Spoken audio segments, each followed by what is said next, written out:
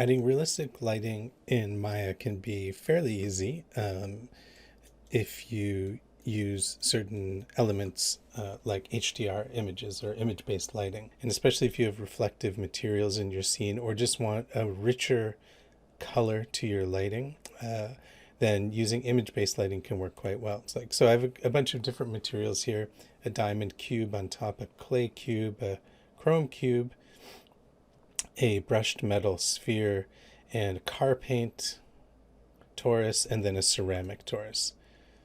And you can see that even though the rendering looks kind of interesting here, we're getting nice reflections and refractions with nothing in the background. And this is just lit with a single sky dome, right? Light.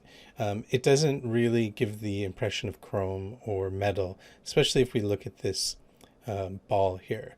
The sphere with the brushed metal on it, it's kind of hard to determine whether it's see-through and with a noisy refraction or if it's reflecting the scene. So one way to add a nice touch to your renders and some realism is to add a file to the sky dome light color.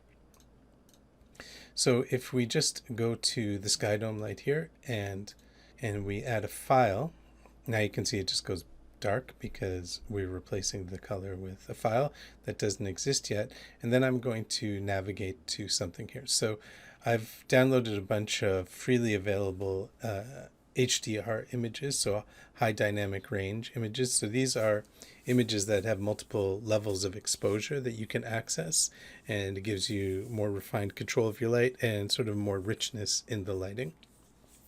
So if we look here, and this is from an SIBL archive website, so you can have an environment HDR, and you can see it's a blurred version of what we'll see in a second. And this is if you don't want sharp reflections, but you want to have just color in your scene. And here's an 8K .tx file, so this was already converted by Arnold. So 8K is probably overkill for what we need here. But we can get an idea of it's a image of a space shot with a reflective sphere. So we'll just use we also have, this one's Chelsea Stairs 3K. I've already converted it to a .tx, so I'll just load that in. And that conversion to a .tx happens automatically when you add any kind of file, image file through Arnold. Arnold converts it to the .tx, but I can just load that one myself. And you can see that it adds this image onto the sky dome light.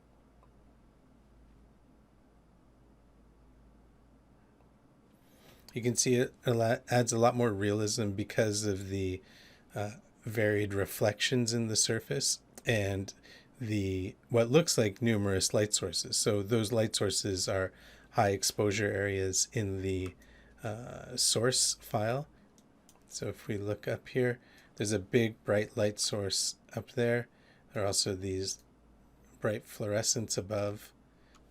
So if we look at the sky dome light here, because it's still light, we have controls over what's visible. So if we turn off visibility in camera, we still get the effects of the light, but it doesn't show up in the background. And if we look at the alpha channel, we can see that the alpha is cut out. And you can also, instead of using the sharp image here, you could go into the color file that we attached before. Instead of one of the sharp ones, you can use the environment.hdr that usually comes bundled with these. And this will be a blurred version of that background. So it just adds some color variation into the scene without having such distinct reflections. So you can control the intensity just as you normally would with a light with the intensity slider, or you can use the exposure. So you can reduce that. And you can see that as you reduce exposure, those areas of brightness still stay bright because they have relatively high exposure.